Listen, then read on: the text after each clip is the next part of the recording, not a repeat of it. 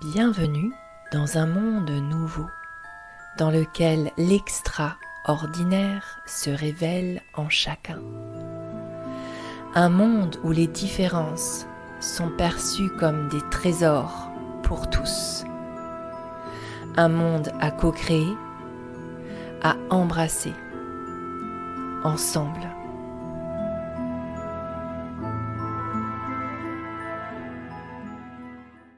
Bonjour Sophie, bonjour à tous. Alors aujourd'hui dans cette interview atypique, on sort des cases pour ouvrir nos perceptions, ouvrir nos cœurs, ouvrir nos compréhensions et pouvoir vraiment nous retrouver là dans l'espace du cœur tous ensemble. Donc Sophie, pour cette première question, j'aimerais que tu nous dises quelle est ta perception de ces êtres extraordinaires qu'on appelle et qu'on qualifie de trisomiques dans un monde bien ordinaire.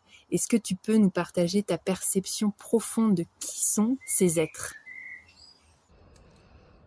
Bonjour Marie, merci pour ta question, pour ton invitation. Alors, ces êtres, ma perception de ces êtres. Pour moi, ce sont des êtres pur amour.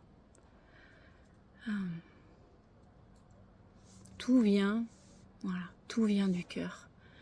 Ils sont des êtres qui sont dans une qualité de présence que j'ai rarement rencontrée. Qualité de présence dans leur vérité, dans la profondeur de qui ils sont vraiment. Ils sont pas, en tout cas pour beaucoup d'entre eux, ils sont pas parasités par ces normes sociales, tous ces étaux qui nous enferment dans des comportements et dans des choses répétitifs. Ce sont vraiment des êtres pour moi qui sont dans l'instant, qui sont au présent, avec tout ce que ça ouvre d'intensité, parce que leur sphère émotionnelle est très ouverte, parce que leur empathie est grande et puis ils perçoivent beaucoup plus loin qu'ils sont capables de le conscientiser, mais ils sont là avec toute cette puissance de la présence dont ce monde dans mon regard en tout cas, a besoin. Donc voilà, ma perception, la première perception, ce que je peux te dire, c'est que ce sont des êtres pour moi pur amour et qui m'ont beaucoup enseigné sur mon chemin.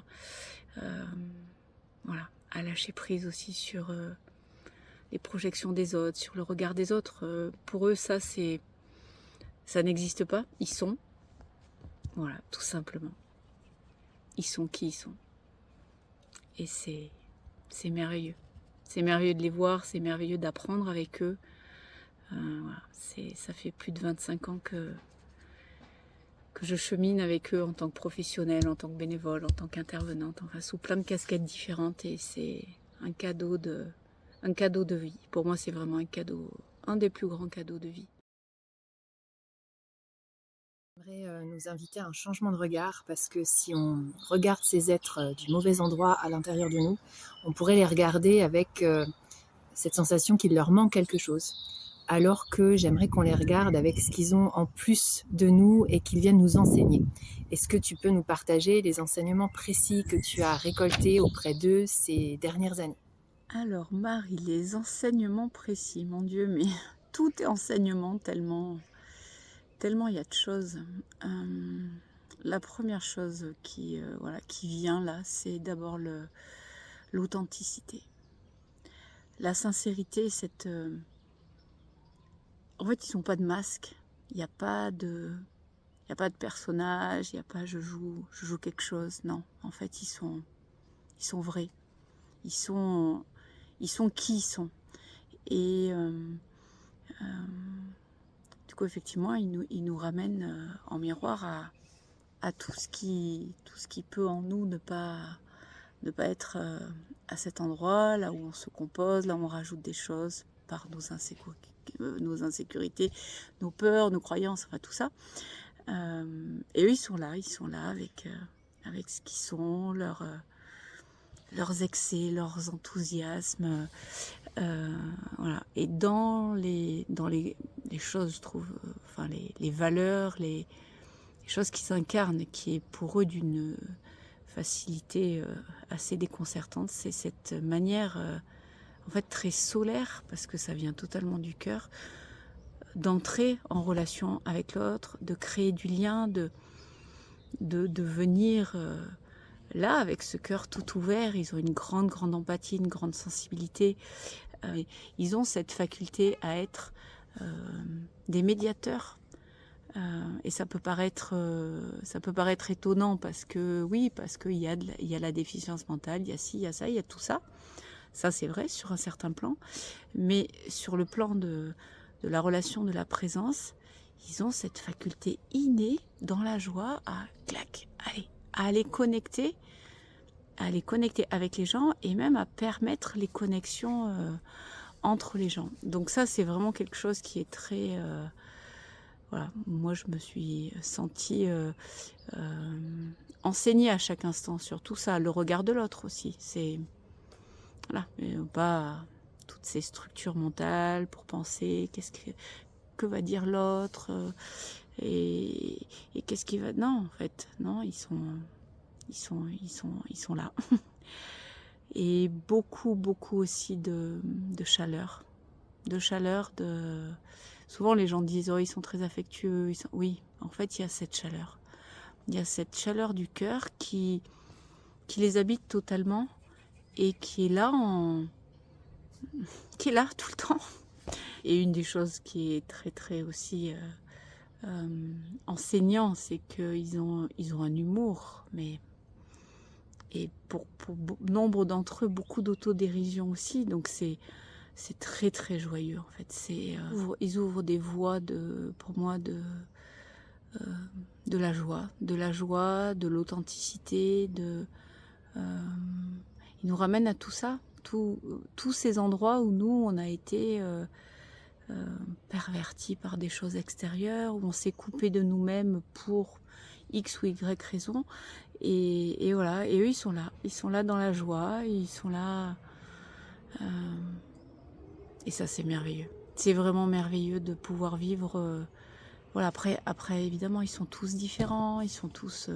Il y a des degrés de différence, de manière d'être en relation. Ils sont pas tous identiques comme nous tous, mais on va dire que globalement, ça, cette chaleur, cette sociabilité, cette force solaire, cette capacité à créer du lien, cette grande empathie, cette grande sensibilité et cet humour, c'est quand même des choses qui sont là et qui sont... C'est des cadeaux et voilà, tous les gens qui ont eu la joie, la chance de pouvoir soit les connaître, soit travailler avec eux, soit les accompagner. Enfin, moi, tous les gens que je connais, dans le milieu professionnel ou dans le milieu associatif ou simplement sur le plan humain, disent que ce sont de vrais rayons de soleil et qu'ils ont à chacun de nous amplifié nos vies de leur présence. Donc ils ouvrent des voies pour moi de la joie. Pour tous ces partages si précieux. Alors, tu accompagnes les êtres que tu peux nommer hypersensibles, atypiques, HPI, HPE, neuroatypiques, etc. Est-ce que tu peux nous partager ta perception profonde de ce qu'est l'hypersensibilité et nous dire quelques mots sur le fait que parfois, le fait d'étiqueter hypersensible ou haut potentiel, ça peut peut-être nous aider un temps, mais que c'est nécessaire de transcender cet étiquetage pour ne pas rentrer à nouveau finalement dans un cadre. Les perceptions d'une personne hypersensible, que ce soit sur le plan émotionnel, sur le plan sensoriel, sur le plan cognitif, sur le plan des pensées, va être totalement différent et va être exacerbé, amplifié. Tout cela est amplifié dans une mesure qui est différente d'une personne à l'autre. Donc, il Il n'y a rien qui peut se comparer parce que chaque personne, comme tout un chacun, est un monde à part entière et a ses propres repères. Mais la personne hypersensible va avoir, et ça c'est neurologique, hein, c'est quand les gens disent oh oui tu crois, ah oui non mais c'est neurologique, les études sont faites, c'est qu'il va y avoir moins de filtres en fait. Donc on va ressentir, capter les informations soit de manière beaucoup plus intense, soit un nombre d'informations décuplé. Donc ça demande une régulation qui est énorme, qui est permanente. Il n'y a jamais de pause. Il n'y a jamais de pause parce que tout est stimulation, tout est information. Donc tout est toujours là en permanence et tout est toujours là de manière amplifiée. Quand j'accompagne des familles ou que j'essaie de... C'est difficile d'expliquer avec des mots quelque chose qui est de l'ordre du ressenti. En tout cas, c'est... Voilà, il faut arriver à faire la jonction entre l'explication et le vécu. Mais quelqu'un qui va capter une information sur une échelle, enfin pas sur une échelle, mais on va dire à une intensité 10, la personne hypersensible va pouvoir cette même information la ressentir entre 100 et 1000. Donc on comprend bien qu'au niveau du vécu, c'est quand même, ça peut créer des réactions incontrôlées ou pas difficilement explicables parce qu'en fait on n'a pas forcément tous les éléments. Qu'est-ce qui s'est passé pour cette personne qui a généré ça? Qu'est-ce qu'elle a vécu dans son monde intérieur qui fait qu'il y a cette réaction? L'empathie, ne parlons pas de l'empathie, enfin si on va en parler, mais l'empathie, c'est-à-dire que quand on est hypersensible et que quelqu'un est là à côté de nous, en fait, en nous, on ressent les émotions de la personne, on ressent... et puis on peut ressentir plein de choses, bien plus loin qu'en plus des émotions. Donc en fait, c'est quelque chose qui est assez intense, hein, j'avoue. Donc voilà, et c'est vrai, c'était marrant ce que tu dis, parce que on passe sur un chemin d'hypersensibilité. Moi, tous les gens que je connais qui sont concernés ou que j'ai accompagnés, en fait, on passe par ces étapes de victimes de manière logique, parce que quand personne ne peut vous comprendre autour de vous, parce que la perception est différente, il peut y avoir cette sensation de se sentir très seul et de se sentir isolé. Et puis après, il peut y avoir aussi cette manière de se protéger du monde et de la réalité en disant « Ah ben non, mais moi je suis hypersensible, donc tu comprends, voilà ». Ça, moi, j'ai bien pratiqué aussi. Et puis voilà, et puis il arrive un moment où petit à petit, on apprend à se connaître, on apprend surtout à trouver nos propres clés pour savoir comment réguler, pour savoir aussi, voilà, dans quel contexte j'ai envie d'être, d'évoluer, pour me sentir bien, pour me sentir en sécurité. Enfin, c'est tout un chemin d'apprendre à se connaître, à décrypter. Et puis c'est un chemin, enfin, dans ma compréhension et mon expérience d'expansion en fait du cœur, parce que dans le lien à l'autre, c'est d'une richesse qui est voilà, pour moi il n'y a pas de mots dans voilà, cette richesse. Mais effectivement, ça demande quand même un peu de chemin. J'aime pas dire le mot travail, de connaissance en fait, de connaissance de soi, de connaissance de comment ça fonctionne. Donc voilà, c'est tout un univers qui est si vaste que c'est très difficile en fait de le définir avec des mots. C'est toujours définir en mots quelque chose qui est tellement vaste et vibratoire qu'on est au-delà des mots. Voilà, parfois ça paraît un peu pas, comment dire, oui, c'est très limitant de mettre des mots, mais bon, j'ai essayé de mettre des mots pour répondre à ta question, mais c'est plus grand, tellement plus grand que ça. Tu peux différencier puis expliquer ce que ça veut dire HPI, HPE, et puis nous donner tes perceptions plus profondes de qui sont ces êtres et leur singularité. Oui, HPI, HPE. Alors HPI c'est haut potentiel intellectuel et HPE c'est haut potentiel émotionnel. Donc ce sont dans ces deux catégories des capacités qui sont, on va dire, au-dessus de la moyenne. Et dans cette différence où le haut potentiel intellectuel, ça va plutôt être sur le plan cognitif, sur le plan de la mémoire, du raisonnement, de certaines connaissances ou capacités qui sont innées et qui sont accessibles. Et la partie HPE, c'est un haut potentiel émotionnel qui donne en fait une capacité à gérer ses propres émotions, à comprendre ce qui se passe chez l'autre, à s'adapter aussi, qui est plus grande que on va dire que la norme. Voilà. Après, moi, dans ma perception et mon travail, ce que je trouve le plus important, c'est d'apprendre à se connaître et savoir comment on fonctionne, bien au-delà de toutes ces étiquettes. J'avais beaucoup échangé avec un psychiatre avec qui j'avais travaillé et je lui disais, on est d'accord quand même qu'au niveau du cerveau, à un moment, ça s'arrête pas pile. Enfin, ce sont c'est catégorisé, il y a des grandes lignes, mais après, voilà, après ça peut permettre pour certaines personnes qui en ont besoin, de pouvoir avoir une compréhension du fonctionnement qui est atypique, qui est différent on va dire, de tout un chacun. Et après, je crois que c'est important aussi après de reprendre du recul par rapport à ça, pour vraiment être dans ce qui est là pour soi, en dehors de tout ce qui est listé et tout ce qui est rentré dans les cases. Ça aussi, ça limite. Ça peut éclairer, mais ça peut aussi limiter. Donc, et faire ce que tu disais au début, de permettre après de justifier par ça des choses.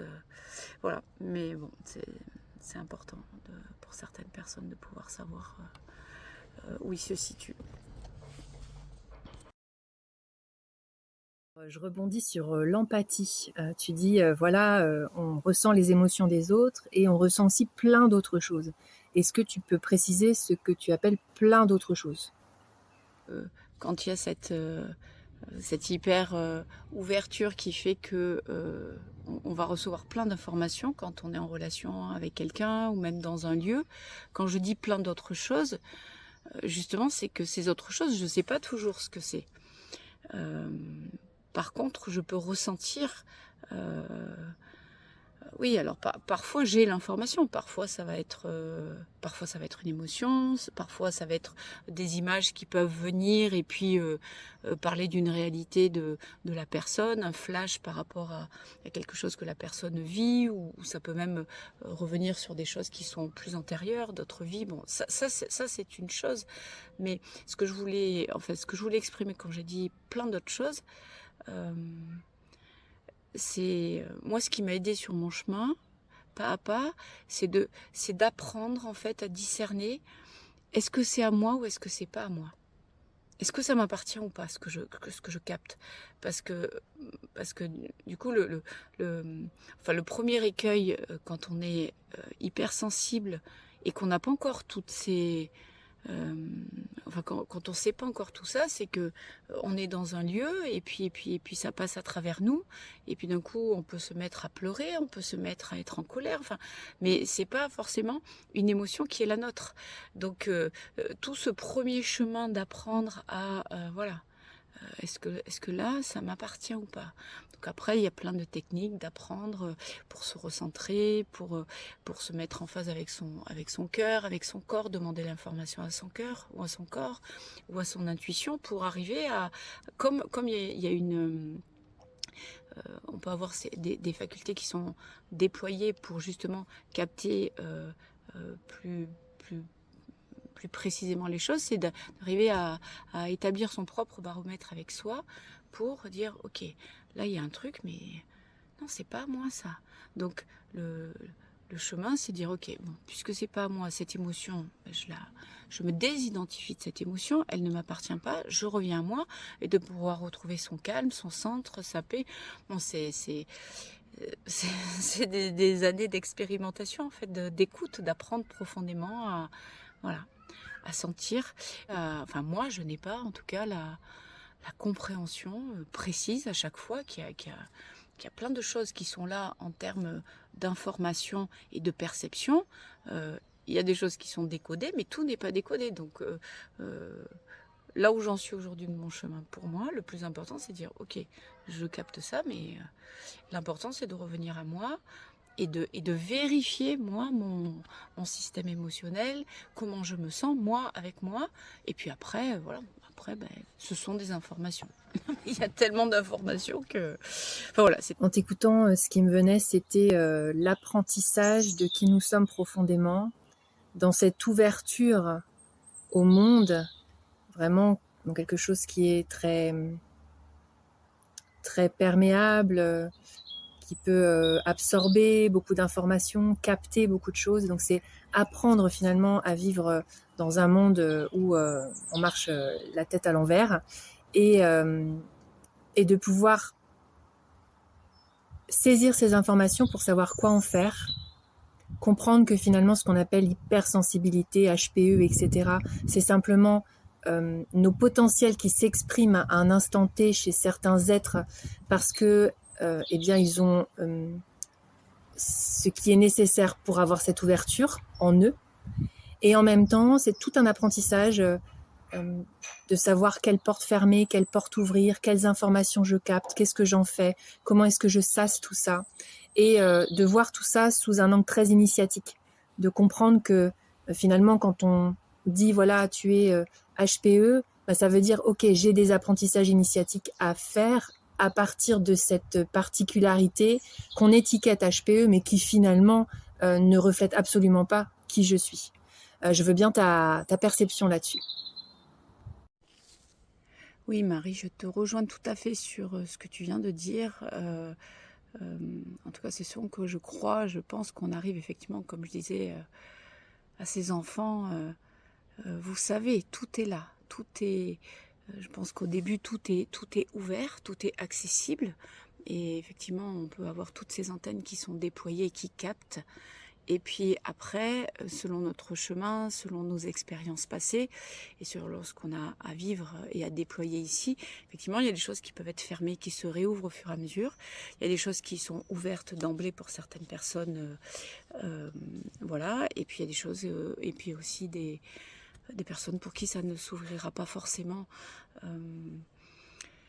Mais cette hyper sensorialité, cette hypersensibilité, cette extrasensibilité, elle n'a de cesse de grandir. La chose qui change, c'est qu'au fur et à mesure, il y a la connaissance de soi qui permet d'avoir effectivement les outils, ses propres clés pour savoir soit se protéger, soit se recentrer, soit effectivement fermer certaines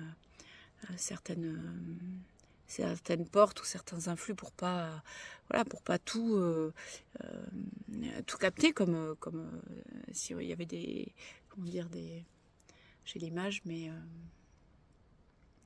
oui, imaginez des champs vibratoires complètement comme des portes d'information et tout nous traverse comme ça en fait en permanence.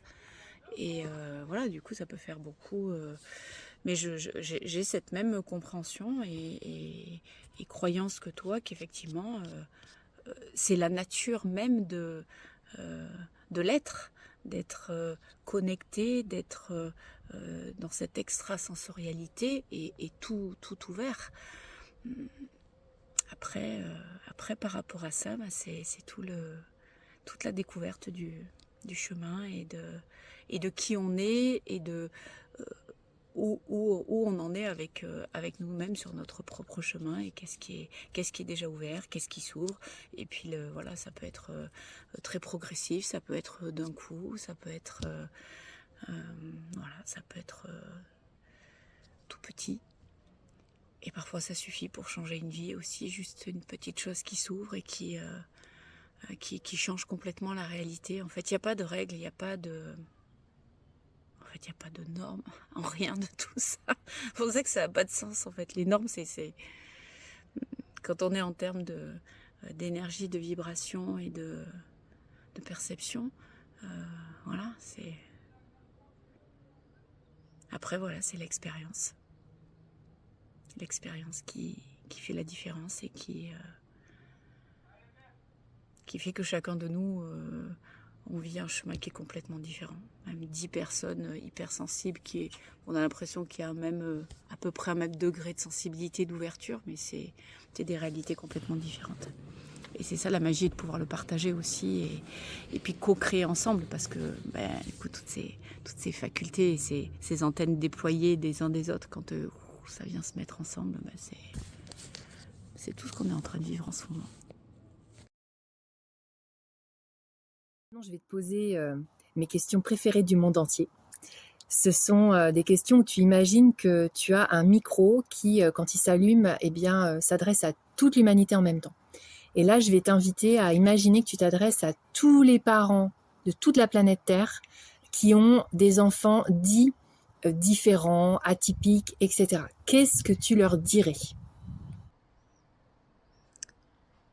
Je dirais que être parent d'enfants atypiques ou qui sortent simplement des cases ou qui n'arrivent pas à trouver leur place dans cette société,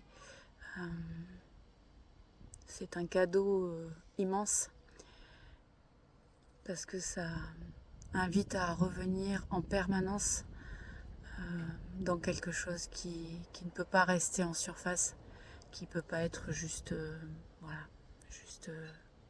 ce que j'appelle le vernis là, de la vie, non. En fait, ça nous amène à être dans la profondeur, dans l'écoute, dans la présence tout le temps. Il n'y a pas de pause et c'est un cadeau c'est un cadeau pour apprendre nous aussi en fait en tant que parents à se connaître, à se reconnaître pour pouvoir les reconnaître, les accompagner.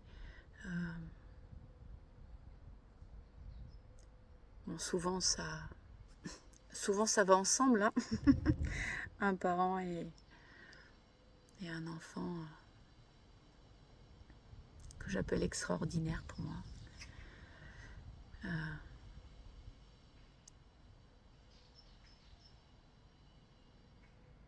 Je dirais c'est une chance. C'est un cadeau dont l'emballage parfois est pas celui qu'on aurait imaginé, pas celui qu'on aimerait pour avoir une vie toute mais c'est intense, c'est profond, c'est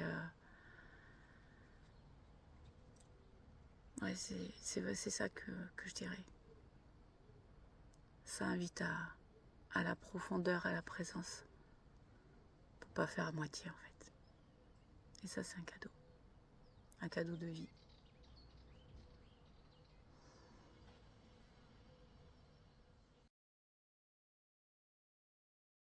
Tout pareil, je te redonne ce micro et je te dis, allez, tu as 2 minutes pour t'adresser à tous les adolescents, les jeunes adultes de la planète Terre qui se sentent différents de ce monde normé, ordinaire et qui peut-être en souffrent. Qu'est-ce que tu leur dirais ?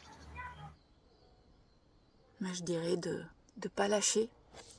Je dirais qu'il y a des choses qu'on comprend pas à 15 ans, qu'on comprend pas à 20 ans, qu'on comprend pas à 25 ans et qu'on comprend à 50, qu'on comprend à 40 parce que les choses prennent sens au fil du chemin et je leur dirais surtout que que l'hypersensibilité, que cette force du cœur, en fait, cette authenticité qui habite toutes les personnes atypiques, tous ces êtres hypersensibles, c'est une force incroyable, vraiment une force incroyable. On n'en a pas forcément conscience quand on est jeune parce qu'on subit quelque chose qui peut être soit douloureux, soit confrontant.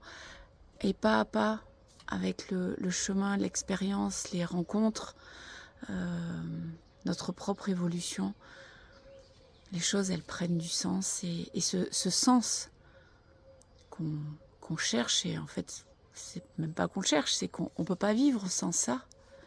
C'est pour ça qu'on est à cet endroit-là, en nous. C'est qu'on veut être ce dont je parlais avant, dans cette profondeur. On ne peut pas être ailleurs, en fait. C'est pas possible. On ne sait pas faire. C'est pas paramétré. C'est pas programmé. En fait, c'est une structure qui est différente. On ne peut pas faire autrement. Donc voilà, je vous dirais de ne pas lâcher. Je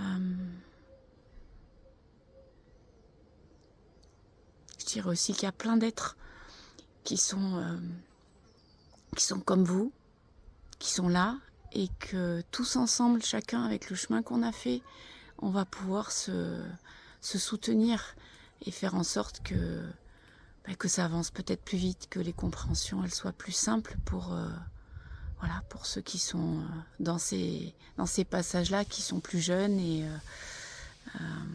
voilà, donc je vous dirais, on est ensemble. Et confiance. Question, il y a eu le vent qui a soufflé un instant et j'ai envie de murmurer délicatement à ton oreille. Si je te donne ce même micro et que tu peux t'adresser à tous les bébés qui arrivent et qui vont arriver sur Terre, quel est le message que tu leur donnerais en sachant que ce message, ils vont s'en rappeler toute leur vie? Bon, déjà, j'accueille l'émotion de ta question.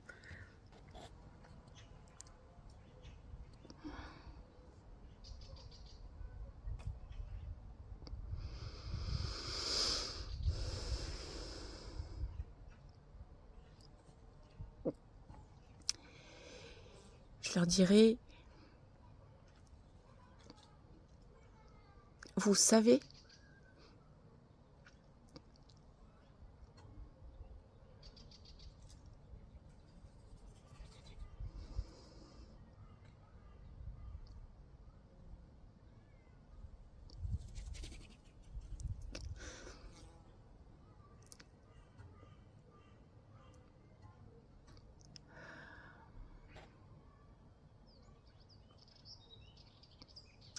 je leur dirais ça, vous savez, ne l'oubliez jamais.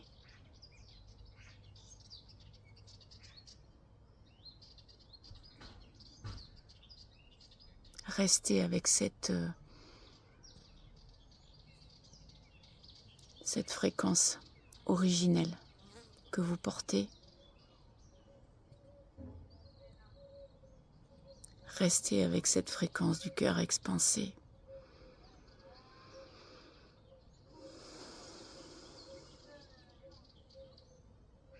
Pour venir faire ce que vous avez à faire.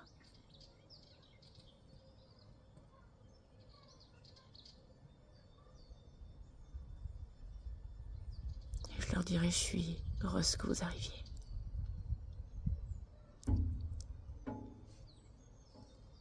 Avec qui vous êtes, avec ce que vous savez, et avec votre force et votre puissance, à vous. Dans l'évolution de ce monde. On a besoin de vous. Et on est là avec vous.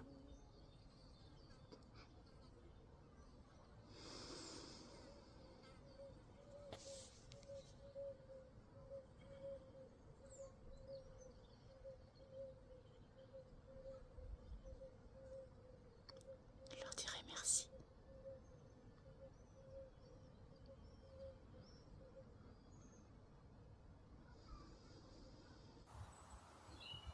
Merci Sophie d'être témoin, messagère, de nous montrer ce que certains appelleraient vulnérabilité quand c'est juste une énergie qui traverse et qu'on n'a pas forcément appris à accueillir, et de pouvoir justement la laisser complètement traverser, s'exprimer à travers les larmes si c'est ça qui vient. Merci d'être celle qui nous ouvre la porte des autorisations à exprimer notre monde intérieur tel que il a à s'exprimer naturellement. Je propose qu'on arrive au mot de la fin, tu vois. Chacune, on va pouvoir déposer ce qui est là.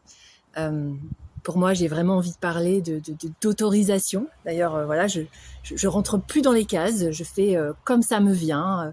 J'ai envie d'être originale, de mettre certaines couleurs, de dire certaines choses.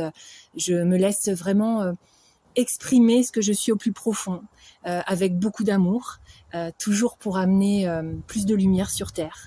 Et j'ai envie, voilà, avec cette interview, que ça donne une immense autorisation, une immense liberté, une immense ouverture de cœur à tous ces êtres qui se croient différents, qui se disent atypiques, mais qui en vérité sont des êtres magnifiques venus des étoiles pour amener beaucoup plus de magie, de féerie, de couleurs, d'excentricité, de singularité sur cette merveilleuse planète. Et quand je regarde les différentes espèces animales, végétales, je me dis, mais mon Dieu, et nous, à quel moment est-ce que on exprime ce qu'on est au plus profond et nos couleurs singulières? Donc voilà, je te passe le micro, Sophie, sur ces mots pour que toi aussi, à ta manière, eh bien, tu exprimes ce mot de la fin pour clore avec moi. Merci.